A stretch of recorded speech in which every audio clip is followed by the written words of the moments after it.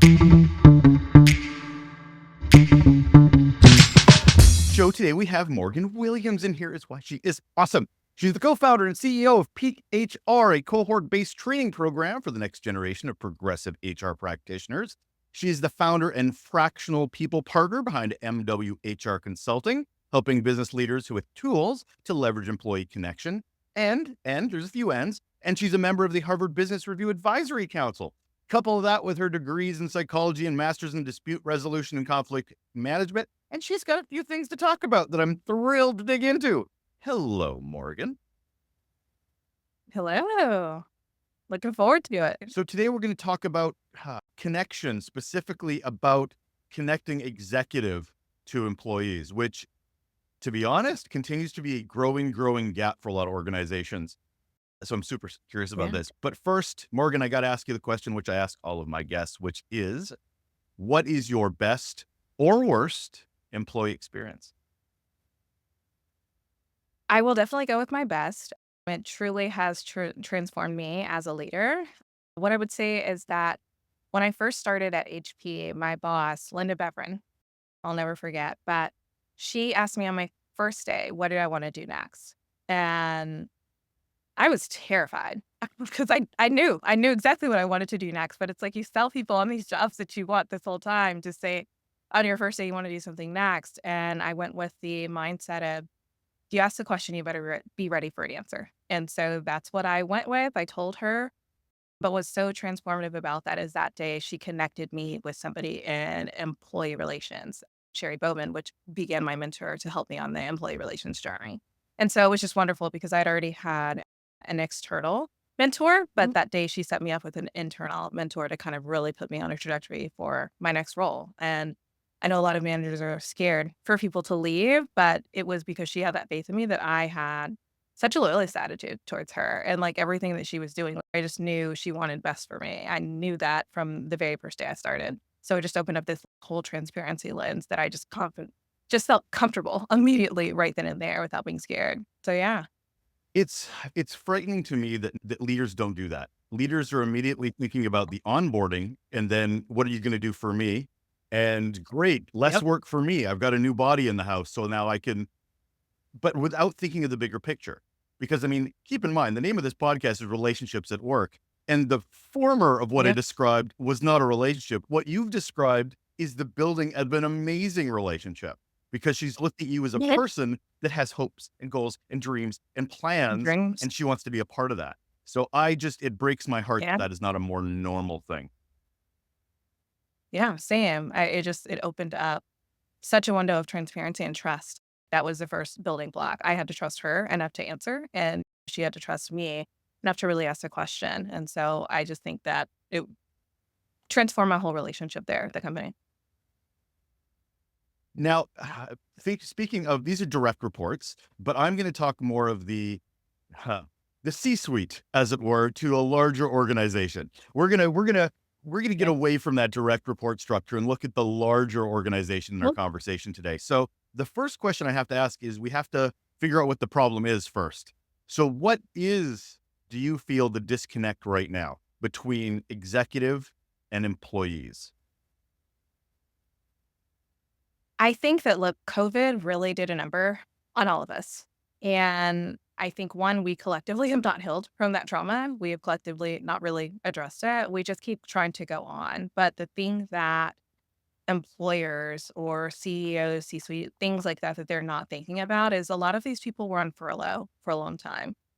Furlough gives you time to think. If you've been laid off multiple times, it gives you time to think. And so people that wanted to do this job that never had a chance to or whatever, you gave them the opportunity to train for it or ask questions or understand. And also people that were such loyalists to their jobs and saw them like being laid off very quickly for essentially no reason or stock price. Now people are really starting to understand you don't care about me. So why do I care about you and the things that you're going from? And I think that's really the disconnect where employees are really focused much more on themselves, their well-being and their family, and they're putting that first. They're prioritizing that in a way we really haven't seen in a very long time, if ever. And I would say the thing with CEOs, they're constantly thinking about how can we do better? How can we make more money? How can we change this? But they're not necessarily thinking about flexibility, the employee experience, and they're still in the ways of treating employees like children. You know what I'm saying? Like, I think that's the easiest answer, and people aren't going to deal with that anymore. People have realized they have other priorities in life, and at the end of the day, if you don't care about me like you say you do, actions speak louder than words, and people have seen a lot of actions in the last few years. And I would say that's the biggest disconnect, is that the C-suite is not tapping into the feelings, the emotions. It's a lot of talk speak, and we hear you, we want this, but next thing we're mandating you to do this as if you have no life, no decisions. Make a decision in 3 days whether you're gonna stay with this company or you have to relocate. What are you talking about? I have a life, I have kids, I have, like, people have families and all these other different things, and it's I'm not gonna take this from my employer anymore. And I think employers forgot, even though this market might be tough, at the same time, what are you gonna do, fire them? It comes with a cost. So they haven't had performance, or they haven't had all of that. People are willing to do that. That's why those mandates also have not worked, because people are saying, I'm just not going to do it, because what are you going to do about it? And I think we're coming to that period to where you can't just talk crazy to people anymore. You can't just tell people what to do. People want an explanation. They want to know why. They want context. A decision is just no longer enough. And that has worked in corporate America for so long, just because I say so, just because I believe. Well, nobody's ever really questioned that. Maybe in private circle, but never really collectively out loud. And I think now we're seeing the unification of employees, one, come together and talk, also fight this together, decide collectively, we're all not doing this, because what can they do? Fire all of us? And I think that's what we are seeing in a different type of way. And employers just don't know how to deal with that on an individual level, but for sure, not a collective level. Well, I mean, we just saw this not too recently with Dell trying to bring everybody Why back would, and everybody going, nope. And oh, yeah, well, you won't get promotions anymore. You won't, that's fine. And I think it's all of the things that they thought they could pull the levers on and to control. People are just like, okay, and because what are you going to do? Is not promote anybody in your workforce? That's a terrible culture. But if you want to do that, okay, go ahead and do it. And that did not incentivize people to come back. Even the color scheme, it was very childlike of how many times that you're badging in and checking. And it's like, we have real world problems going on here, and y'all are just checking the monitors. Like, I'm a person, like, feelings, I have different things that are going on. And until you can really address that and treat me like that, like, I don't care about this little child system that you have going on here. And I think they were not prepared for that. I am sure they thought that they were going to see a lot of redundancies, going to be able to get through some layoffs, everything else. A lot of people did not resign. They just decided to stay remote and, okay, cool, I just want to get a promotion ever again. That's fine. And that's hard to fight back with from an executive level. do you feel like the definition of leadership has changed too? Because obviously, before the pandemic, executives, what they thought was leadership was working. They could mandate, they Yeah. could threaten, they could, you fix a problem, I'll promote you. But then the definition that Yeah. employees are feeling what leadership is isn't showing up in the same way. 100%. I definitely feel that it's changed. That's why I really started this off with COVID. When you go through that collective moment, there's trauma, there's healing. I think more than anything, a lot of the employees had time to really tap into their EQ. And that's your emotional intelligence. Really think about their own feelings, think about how they were treated, everything else like that. I think we've seen this with some tech companies or whatever, to employ this EQ method and talk about how powerful it is. But traditionally, the leader was seen as one much more masculine, a lot of masculine energy, a lot of mandates. You do this, like it was basically what I say goes. And there was just a loyalist attitude all the way through that. So I think they're also having trouble connecting one with their emotions. But on top of that, I've studied EQ a lot. And one of the things that most people may not realize is employees have much higher levels of EQ. In fact, the quote unquote lower you go down on the totem pole, the more EQ the employee has, the higher you go up, less likely they're to have it. And also, more likely than not, CEOs actually have a high rate of psychopathy. You know what I'm saying? And so, like, when you really think about all of those and think about these people, one, connecting with their emotions and other people having a hard time really connecting with their emotions, I think that explains what people are really going through. So when they're trying to act on these more powerful types of, it's just not hitting. It's that's not powerful to me. Like, you're just flexing your chest. That's not really doing anything. I need you to talk to me, not me as a company employee, me. And I think that's what people are seeing. They're really thinking about everything differently. in their life. And if you can't talk about your own emotions and or how you feel, it's going to be very hard to have an emotional appeal on employees and talk to them and connect with them on this level to say, hey, we felt, heard, and seen you, when it's like, no, you didn't, because you keep doing all this stuff. So you're like clearly showing me every day how farther and further apart we are. But this isn't professional to show your emotions and be vulnerable. This is not how these executives were trained. It's not how they got to be successful.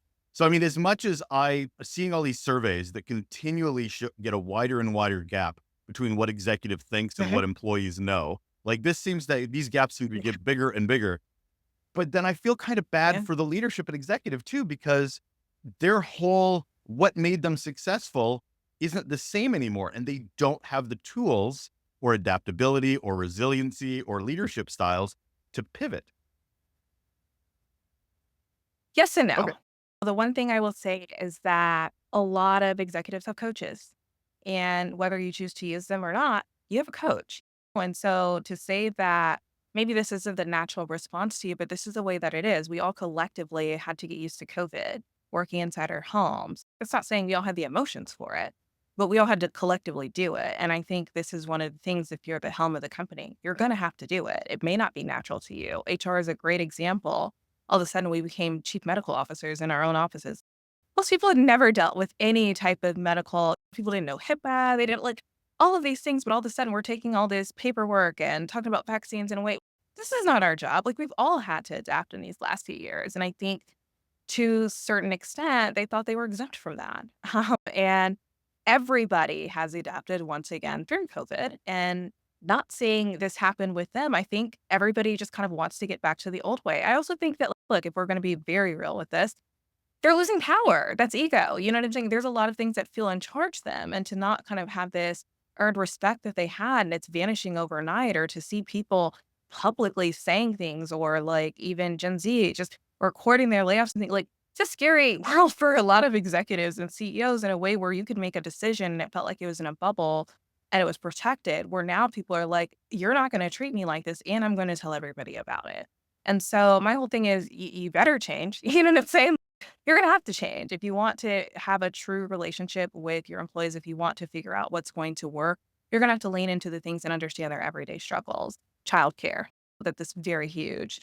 And so, like, people can't afford to get to work, or right now in every single state in America, it costs more for 2 kids in childcare than it does for rent. Like, these are real life problems that maybe CEOs aren't dealing with because, yeah, maybe you have to live in a nanny, or maybe you have a stipend or something else like that to cover it. But if you don't, this is taking away from your bottom line. And then you didn't get the raise from COVID because it was COVID, right? And so really you're losing it through COLA and everything else like that because inflation. And so you mean to tell me I'm showing up to work every day, I'm losing money, and then I'm having to pay more for my groceries, my goods, my things for my family. And then you're telling me just to come in because it's a better culture here? What does that even mean to you? Where are you at? In the Hamptons? You know what I'm saying? It's very hard for people to stand for this anymore because they don't see you there. And then we have Salesforce is a great example. CEO saying, I'm mandating everybody come back into office, but I'm not going to come back because I don't work that best the way. Well, what about me? I don't work the best in that way either. You know what I'm saying? And it's like, where's the choice in this, or to understand what's going on? You just pick that for yourself because it's privilege. It's entitlement. You can do that. A lot of other people cannot do that. And that's why people are trying to take control in the ways that they can. Accommodations are flying off the shelves and people asking for them. And I think people think, oh, these people, they don't have these illnesses, or a lot of people just never admitted it before because it was scary. You know what I'm saying? Like you never knew what was going to happen. And now we're in a space to where it's, I'm going to show up. I'm going to be me. You know what I'm saying? This is who I am. Accommodate me. This is how I do my work best. I'm not ashamed of me. You know what I'm saying? In a whole other different way that I don't think employers also are ready for. And they're challenging it and they're losing. And so that should just say something in the grand scheme of everything. So if you're someone in the C-suite, an executive and so forth, how do you find out how big of a disconnect you have in the organization? And I don't mean by mandating and then finding out that nobody wants to come back. That's a pretty big red flag. But we hope we can find this out and figure this out before it gets to that point. So what could we do as executives to at least get an understanding? Yeah, look, I think that there's a few things. And I think a lot of times when people join organizations, they do a lot of these things. The problem is we collectively as people change, organizations change. And so sometimes you have to redo some of these things that we don't think about at the beginning. And so one thing, for instance, whenever I'm usually first in an organization, I like to understand what the culture is for employees. I like to understand are what we saying outside the same thing as inside, or is it different? Because if so, that's a first disconnect, right? Because so we're publishing and branding ourselves, and we're probably attracting talent this way, but then they're joining us, they're probably going to leave because we're not like this on the inside. So that's one way that I like to understand.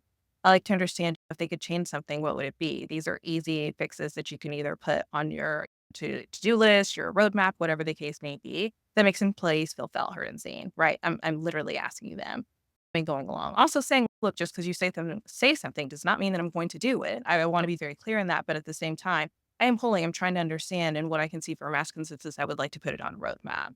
It's also asking them the questions. What would you like to change or what's happening here or what do you like? What do you not like? Having a conversation. And I think we've gotten so far away from that. We just tell people what to do. We tell them what we would like and we expect them to do it in this way or how they've done it before. We don't ask them how what's best for them or how they can show up or how we can support what can we be doing better in work. And I think that's a big disconnect. I think people think about that when they first start, probably because people want to be liked, you know what I'm saying, to some degree.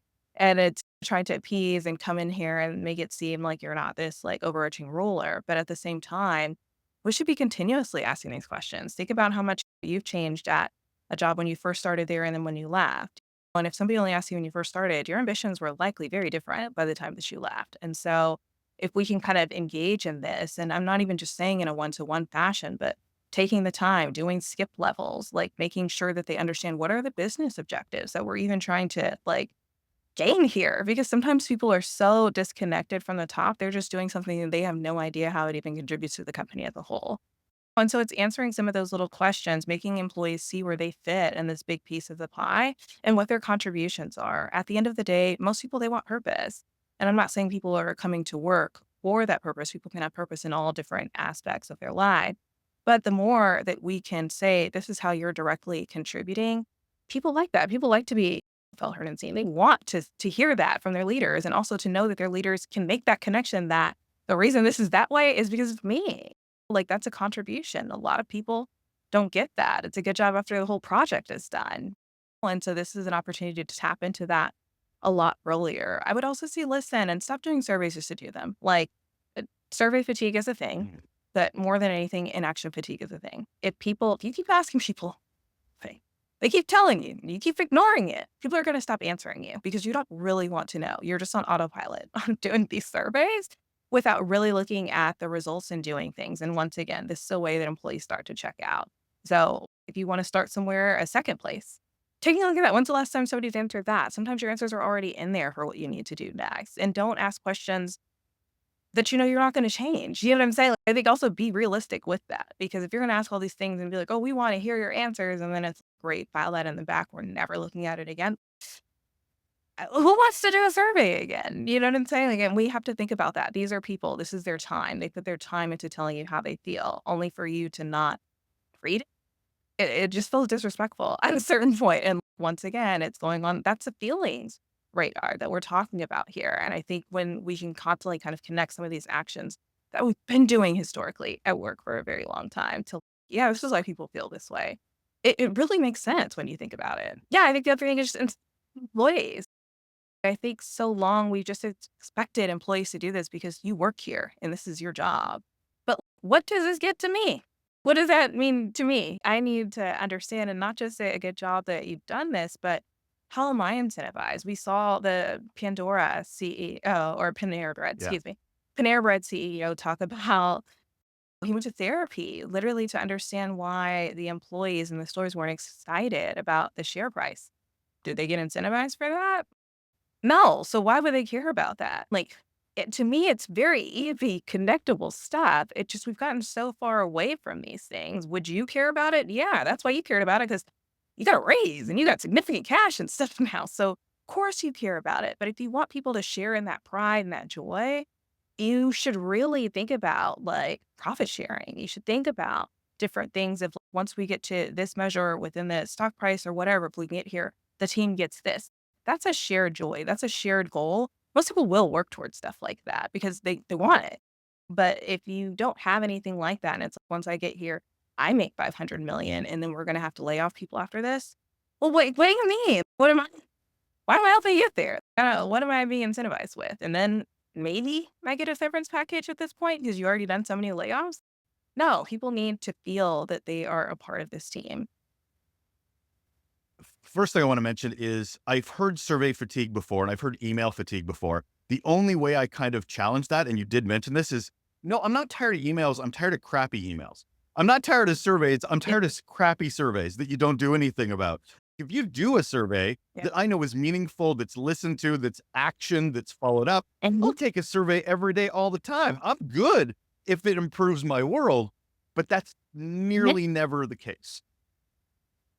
yeah. Like, a lot of times people wanna sweep under the rug things that they don't like, and that's the things that they don't like are the things employees are mentioning, which I think they're failing to realize.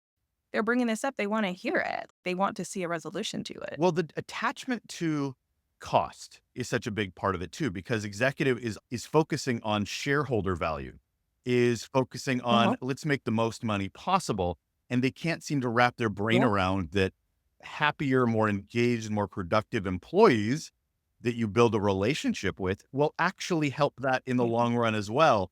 But it's just short-term Yeah. thinking, not long-term thinking.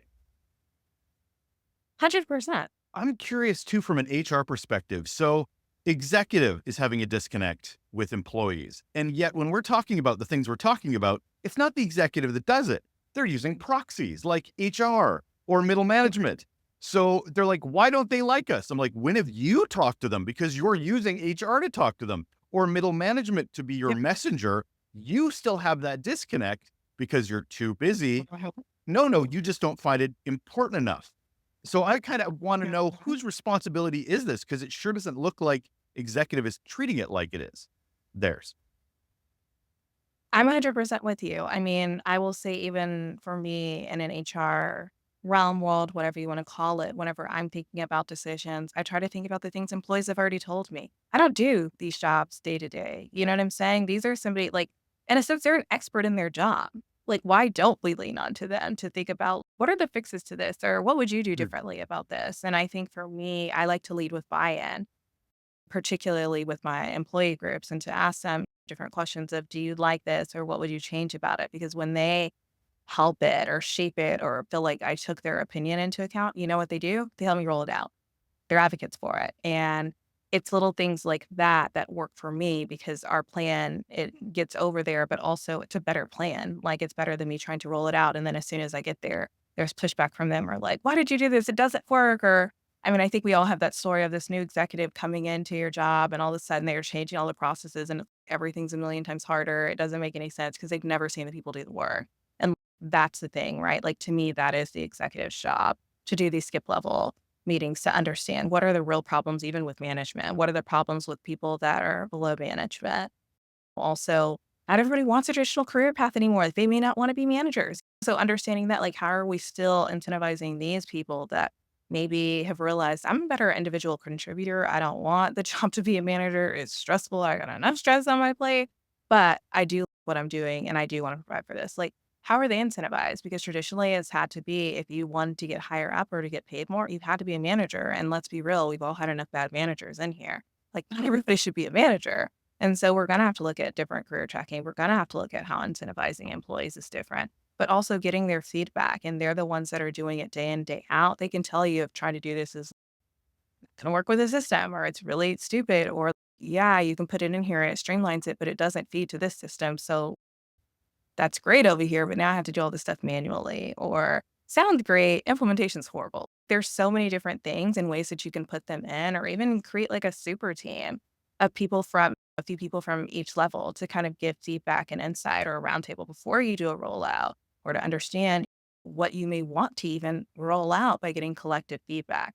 That's that buy-in, that's that power, and that's when people feel like, okay, you do care. Like, you're not just like telling us to adapt to whatever, you don't actually care. And I think in that type of space, it's helpful. And that's when people are like, you know what? Hey, I do want to work with you. Or, you know what? I'm going to show up a little bit harder or whatever the case may be. Should we expect that from people? No, absolutely not. We should expect people to just do their job. Like that's it. Like all of this expecting them to act like they own this company or it's not. They don't own the company. It's not theirs. They know that. They're not stupid. We're not going to have the same incentives as somebody who is a CEO or an owner. But at the same time, we do want to relax at work. We do want a place where we feel valued. And doing these small steps is a way for you to get there. So how do we get consistent and make this more of a long-term cultural thing as opposed to, like, you've given some great suggestions on things we can do tomorrow, next week, next month. So, which I wholeheartedly, we have to start somewhere. We have to go down that path. But again, these things trail off. They become Yep. something in the strategic plan that we can do for this next quarter. And then it drops off and they're like, yeah, that's not a priority anymore. And then we go back to where we always were. How do we get this to be part of the DNA of the organization? I think it has to become a part of our strategy, how we look and to put different things and roadmaps in there or different check-ins or surveys for HR, whatever the case may be. We have to implement and add these types of strategies, calendar blockers all the way through. We have to insert parts of these to our own one-on-ones. You know what I'm saying? So it's not just effective or what'd you do last weekend? Like I think a lot of one-on-ones have really gone around Yeah. to just like conversations that have nothing to do about the growth or development or anything else like that. But we can add these factors that are in there. But one of my favorite things to do if you get, through onboarding, which is where I think it can change culturally, is this thing called a personal user manual. People starting, shout out to Rachel, like she has that down pack. And I love it because it goes in there. And I think it's wonderful if you can start at the beginning because it goes in there of what is your name? What are things you like? If somebody, what's something that people misconstrue about you? What's the best way to book time on your calendar? Like it answers all these things before you get a conflict. And so I like it because even as a manager, sometimes people don't realize this, but like sometimes managers really struggle to address conflict. And this says this is the best way to address conflict with me is X, Y, and Z, or I'm this type of learner. And the person puts this all out. So if you can add that one into their onboarding, it's great. Anytime they transfer to a new team, they should have to redo that. And on top of that, the manager should be doing it as well and sharing it with them. That way, if they need to mention something to their manager, they know how to mention something to their manager and we're cross sharing this. So if there's a promotion or they move to a new team, this is something we're just looking at. Hey, like, what's your user manual? Here's mine. We can add in there effective things for one on one. If we can add in there things about the survey, what we think, going over the survey results and kind of keeping this quarterly thing going, as well as skip level check-ins and doing it consistently, not just when you feel like it. You may not be in the mood, but they may be really like cherishing this time. And I think that's something executive leaders forget when they cancel meetings or do different things like that. Since they don't have that same reach or connection to you, a lot of times they over prepare for these meetings. They're waiting, it's on their calendar because this is a time with an executive. So understand that while you may not be feeling it, so to speak, this may be everything for them. This may be everything in their week to really just connect and spend some time with you. They may have solutions to your problems you're already looking into. They just want somebody to ask.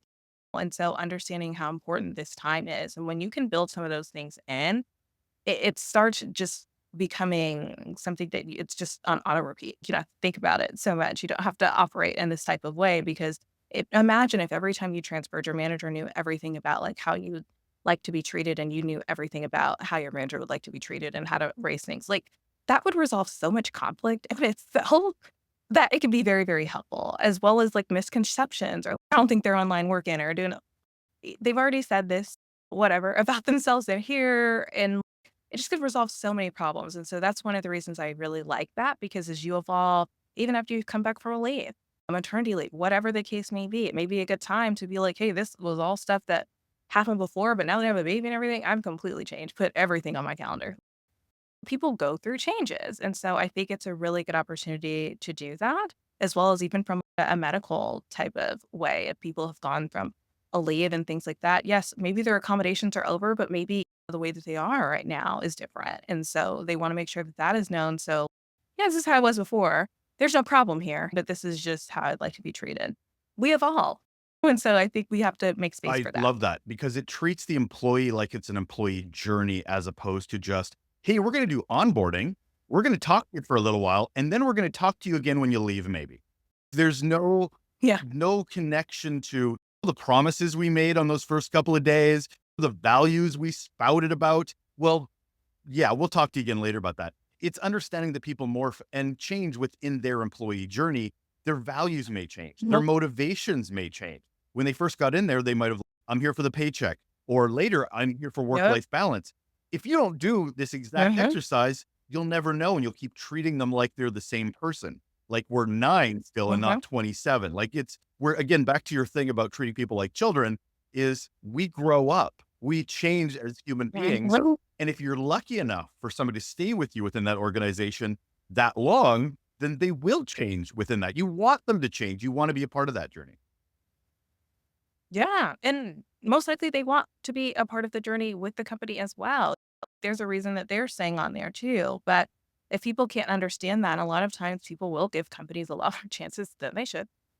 But people are waiting or maybe they'll see that I'm showing up in this type of way, and sometimes leaders are just too busy, and so Yeah. this is the opportunity that provides it. I don't think that being too busy is right, don't Yeah, get yeah. No, me I do. wrong. Such an Oh, excuse. That's all. they often say, and this is a way to kind of nip that in the bud, get out of that habit, and to build it into a systemic function, excuse me. And I love your idea of making it operational. Like I used to do one-on-ones with my teams, and they were in the calendar. It was sacred space. This was not Mhm. something that I moved. It was I moved things Yep. around it because I knew it was important to them. It was important for me to show up to do them. I remember even trying to cancel it Yeah. a few times, and the death stares they got on me was like, no, no, no. We love this time. This is the time. I'm like, oh, you find it that valuable. The problem is there's a lot of executives that won't look at operationally. They'll look at it as your example was, is blessing you with my time and my presence. Like you're Yeah. lucky I can carve off enough time in my very important calendar to even talk to you for 15 minutes. I'll try again to do it in another 6 months. Like it's not a Yeah. priority. It is something like a checkbox exercise as opposed to, no, this is how 100%. relationships are formed. Yeah. So where's accountability in I all love this? Again, because we talk about responsibility lots, but it. no Healthy. accountability. So if your team is not wanting to come back in, or you're getting bad leaders that are festering within the employee atmosphere and leaders that are not doing anything about it, we don't do any accountability across the board. We're just, it's business as usual. Gee, maybe we should fire somebody. I guess we should give them training. Like, where do you the Yeah. accountability gap here as well that's contributing to this? I see it 100% all across the board. I see it even from the employee level. I do think, look, I will say I'm very much a person, I speak up. You know what I'm saying? If something is not going away, I speak up. Is that everybody's way? Absolutely not. You know what I'm saying? But to me, I take that on top of something that I can own that is a part of my employee journey. Like the least I can do is speak up, is kind of how I think about it. Now, can speaking up potentially get people to lose their jobs? Of course. You know what I'm saying? That is also a real reality. But at the same time, I know I can't sit in discomfort like that. So for me, that is a part of my own power that I collectively take for myself, of at least advancing the narrative, how I feel, what's going on, and to try to propose solutions. So, like, that's the accountability that I take. One as an employee and as an executive. I would say, from an executive, if you are seeing this disconnect, have you ever had a chance to connect with them on a human level? What's really going on in their lives? And this is not a time to gossip or get around there, but what is important to them? We were talking about this before in regards to goals. Is it money? Is it title? Is it, you know what I'm saying, security or the benefits here? Understand what's their motivation, because when you can understand that, you can incentivize that by continuously keeping that stable for them in different types of ways, or giving them this type of work that allows them. Maybe it's, I don't want to be a manager. I'm curious of what that looks like. So, okay, cool. Maybe you can shadow and do some things. I'm feeding that interest of yours. Have we given you the title? No, but you could see to make a decision on whether you want to do this or not, instead of saying, I see you as a manager, so you're going to be a manager and you're going to do it today. I think a lot of times that's how a lot of this stuff goes, and it's, "Well, hey, I didn't even say I wanted this. I wanted the money from it, but I didn't say I wanted to be the manager." But it seems like this is the only way that I can be. And so really listening and, like, focusing on what is incentivizing people, what do they want, how are they showing up, and what do they want from you? I think too often from a managerial standpoint, you're always trying to think about what they can do for you. What can the employees do for you? Hardly any manager that I know actually asks, "What can the manager do for them?" And that is a very rare question that employees get. A lot of times it almost freaks them out because they haven't even been asked the Right. question. But like, how can you show up and be of service to them? That can create trust. That can create bonding. That can also create, hey, I felt heard and seen here. So now I may actually tell you some things going into my life. If you've never asked me about anything like this and now you're asking me, I'm probably gonna be scared because, like, why do you care now? Like, is this such an interest to you now? Am I on some type of list or something? Like, what's going on? But when you can show these small little measures of faith and connection and like attempt of trying, a lot of people will give you a chance if they see that it is genuine that you are trying. But the thing is, you can't just start and stop. It has to be a continuous thing. They have to see this and you need to be genuine in it. You need to provide space. You have to understand that right now, the world is crazy. People's jobs are crazy. What they're dealing with at home, they may not even be telling you, and they likely are. And so it's not just what they're dealing with at work. There's multiple things that are going on. We see inflation Right. skyrocketing. We see people literally needing food and facing evictions, and you're asking why this assignment wasn't turned in 5 minutes earlier. Like, people have real problems going on. So how can I help you? And if you really realize it when you're helping them, they're usually helping you when it comes back. And so it feels much more genuine, reciprocal, and it can go on. But I think the accountability kind of going back a little bit falls on everybody. We all have to ask ourselves, one, how can we show up better for work? How can we show up better for the people that are around us? What can I give to people? What do I not have in me to give? And being honest about that. If you can't do it, be honest about it. Don't promise me the sky and the moon. Like, we're in this era where there's so much trust that needs to be repaired. So if you're not able to do that right now, be honest about it. People will respect you Mm. so much more than sitting out there saying, I want to hear everything you have to say. And then all of a sudden be like, okay, well, that was enough. I have to go. And we'll talk about this again, like whenever I feel like it. It feels disingenuine. So how are we going to face that? And honestly, we have to move away from even talking about like EQ and soft skills and things like that. These are real skills, right? Like, the realest skills that you can show up with is really understanding somebody in this type of way. Because when you can see their emotional intelligence, you can understand how to motivate them. You can understand that they're able to see and read people better, meaning you and the team as well, customers, consumers. Like, there's so many things that go into this. And so I would say if you're struggling, start trying to get some EQ and coaching, therapy, things like that are going to help open you up vulnerably to speak. Because if you can't speak to your own population in a vulnerable type of way to find some type of connections, we're all people. So there's multitudes of connections that we have. I just think sometimes some C-suite people need to remember they're still people too. Like, we're not as far disconnected as people think when it comes down to just like our skin, cells, atoms, all of that kind of stuff. Like, we have more things in common than we actually don't have. We have to just remember that and act like it though. I think one of the biggest things a lot of leaders can do to bridge that gap is to lead with curiosity and stop leading with assumption, which seems to be Yeah. such in the DNA of I know better, even if they do it subconsciously and they're not doing it on purpose. Which leads me to my next question, which is everything you've talked about and everything you've shared, for me, it works Mhm. in-house or remote or flexible. And yet, Yeah. and yet there'll be so many leaders or executives going, oh, in this remote world, I mean, that sounds all good, but how can I do that when they're not in the office 2 feet from me? Like, I don't know how to do this over a computer screen. What would you tell that executive? I would tell that executive to put themselves in somebody Mm. else's shoes. There's different activities that I've done before, and I had a friend, she went to this health, like, equity type of conference, and I'm gonna explain it very briefly because it was something that was really cool, and essentially, they all got a card, and it told them different things about a person. So let's say this is Johnny Walker, and he is a smoker, and he has lung cancer, and he was a felon, so now he can't get a job, so now he can't go through these different types of things, Mm. and it really put people into their Yeah, respective look, he wants to get a job, but he can't keep a job because of his felon record, but right.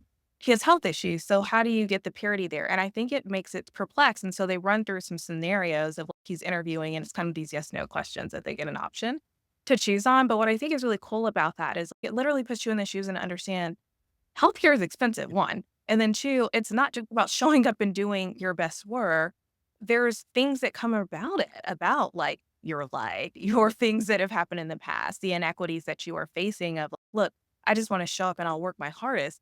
that doesn't work for everybody. And I think that's often how the C-suite leads of if you just show up and work, like that's not real for everybody. And I think when you get to a certain type of entitlement and privilege, it may seem real to you, but that we don't have the same equity when we're first starting out when trying to figure out some of these things. And we want to understand that people can connect with us on these levels. And I think them having to sit outside of their ivory towers, boxes, whatever the case may be, and to get into these types of things to say, hey, you're this employee, what would you do? I think they start understanding a lot of the things that they would do are really out of touch and unaffordable, and people cannot do those things. So, yeah, that sounds great, but they can't do that. So these are the choices. And so out of these choices, what would you do?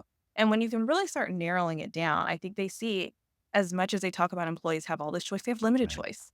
The reality is, you know what I'm saying? Like they have limited choices. So with those choices, they're going to think about them a lot more. These choices are big deals to them. They mean something, they matter. And when you can connect and resonate with that and get into that seat and to say, wow, culture doesn't have to be in the office. Who said that anyway? And I mean, you also have to think about even from a woman perspective. I'm more likely to be harassed in the office. I'm more likely to face sexual assault in the office. I'm more likely to face bias in the office. There are some things that don't work for everybody. And I think when you are a cisgendered white man, it can be very Mhm. different of how you see things. But like you have to kind of put on and be in other people's shoes to see what some of these things are going to look like and understand the world inevitably is evolving.